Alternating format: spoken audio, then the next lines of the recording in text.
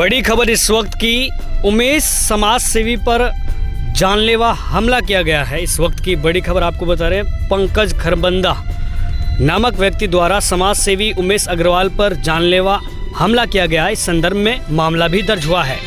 बता दें कि नूह में अवैध कब्जे की शिकायत पर अपहरण की धमकी दी गई है उमेश अग्रवाल को। वक्ता द्वारा रखे गए खुद के व्यक्तिगत विचार हैं, जिसकी नया भारत न्यूज़ पुष्टि नहीं करता है। पुनाना निवासी उमेश अग्रवाल आपको अपनी ज़बान में खुद बताएंगे किस तरीके से उनके ऊपर जानलेवा हमला किया गया और ऐसे में उन्होंने भाग करके अपनी जान बचाई। सुनिएगा। यानी सरकारी ज़मीन पर कोई कब्जा करने के संबंध में उमेश अग्रवाल ने प्रशासन को कंप्लेंट दी हुई है। इसी रंजिश के तहत उनके ऊपर जानलेवा हमला किया गया है पंकज खरबंदा नामक व्यक्ति के द्वारा, ऐसा आरोप है उमेश अग्रवाल का।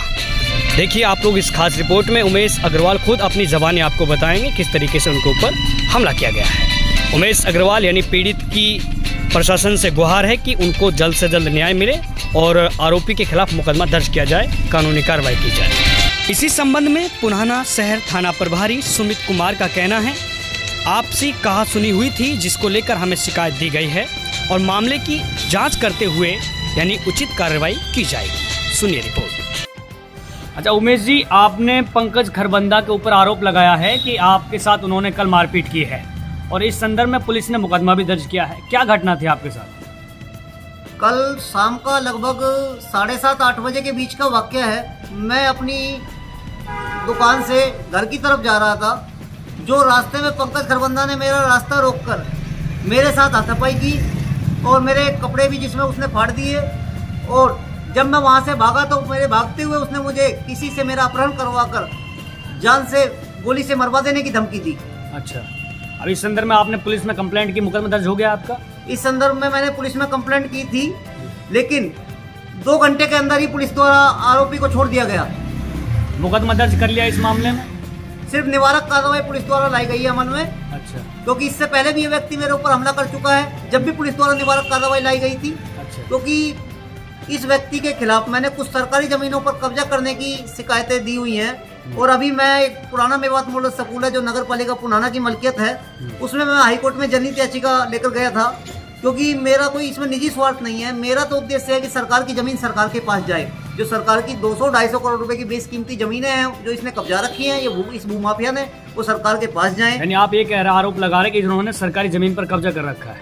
बिल्कुल, मैं सीधा आरोप लगा रहा हूँ कि इस व्यक्ति ने सरकारी जमीनों पर कब्जा कर रखा है। हाई कोर्ट में याचिका डाली इस मामले को? इस मामले में मैंने हाई कोर्ट में याचिका डाली, जिसकी सुनवाई हाई कोर्ट के चीफ जस्टिस ने की डबल बेंच ने की, जिस पर जो नगर पालिका ने इस जमीन पर कुछ नोटिस चस्पा किए थे 7-7 दिन में तोड़ने के, उन नोटिसों के आधार पर सेक्रेटरी नगर पालिका को स्वतंत्र करते हुए as per notice seeping order pass करके कार्रवाई करके अनुपालना रिपोर्ट पेश करने का आदेश दिए थे, जो सेक्रेटरी नगर पालिका ने नहीं किए। उसके बाद जो है मैंने कोर्ट ऑफ कंटेम्प्ट सेक्रेटरी नगर पालिका के खिलाफ डाला, कोर्ट की अवमानना का, जिसमें 50,000 रुपये का जुर्माना सेक्रेटरी नगर पालिका पर किया गया। इसी बीच इस पंकज खरबंदा ने जो रिव्यू पिटीशन वो जो क्या नाम है, मेरी जनहित याचिका डिस्पोज की थी कोर्ट ने आदेश देते हुए, उस जनहित याचिका को रीओपन करने की अपील करते हुए हाई कोर्ट में रिव्यू पिटीशन डाली थी, जिस रिव्यू पिटीशन को अभी कुछ दिन पहले ही हाई कोर्ट ने डिसमिस कर दिया है। अब इस व्यक्ति को डर है कि एक 50 से 60 करोड़ की बिल्डिंग मेरे हाथ से जा रही है, जबकि मेरा कोई निजी स्वार्थ नहीं है। मैं इसमें से कोई जमीन नहीं मांग रहा सरकार से, सरकार के लिए लड़ाई लड़ रहा हूँ। पहले भी मैं सरकार से अपने ऊपर हुए हमले के बाद सुरक्षा की गुहार लगा चुका हूँ, क्योंकि ये मेरा सामाजिक कार्यों की वजह से लगातार बाहर आना जाना लगा रहता है। अब आपको लगता है कि इसी रंजिश के तहत आपके ऊपर कल हमला किया गया, ऐसा ही? बिल्कुल, इसी रंजिश के तहत मेरे ऊपर कल हमला किया गया है फिर से।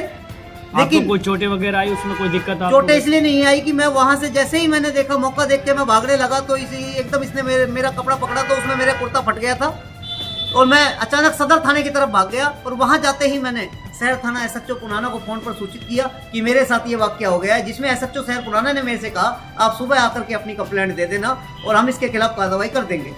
लेकिन कार्रवाई के नाम पर पुलिस ने इसको बुला करके 2 घंटे के अंदर ही इसको जो है छोड़ दिया, जबकि ये व्यक्ति पहले भी मेरे से बार-बार धमकी दे चुका है मारने की, और अभी भी इसने इस बीच कल मुझे धमकी दी है कि मैं तेरा अपहरण करवाकर तुझे गोली से मरवा दूंगा और मेरा कोई कुछ नहीं बिगाड़ सकता। आप लोग क्या मांग करना चाहते हैं? मैं सरकार और प्रशासन से दोबारा से फिर यही मांग करना चाहता हूं कि मैं सरकार की लड़ाई लड़ रहा हूं, मैं अपने निजी हित में लड़ाई नहीं लड़ रहा। मुझे जो है मुझे और मेरे परिवार को इस व्यक्ति से जान माल का खतरा है। मुझे सुरक्षा मुहैया कराई जाए, क्योंकि मेरा लगातार बाहर आना जाना लगा रहता है। जब ये व्यक्ति खुलेआम अपहरण की धमकी दे सकता है और मुझे गोली से मरवाने की धमकी दे सकता है, तो ये व्यक्ति कुछ भी कर सकता है। तो मुझे और मेरे परिवार को सुरक्षा मुहैया कराई जाए।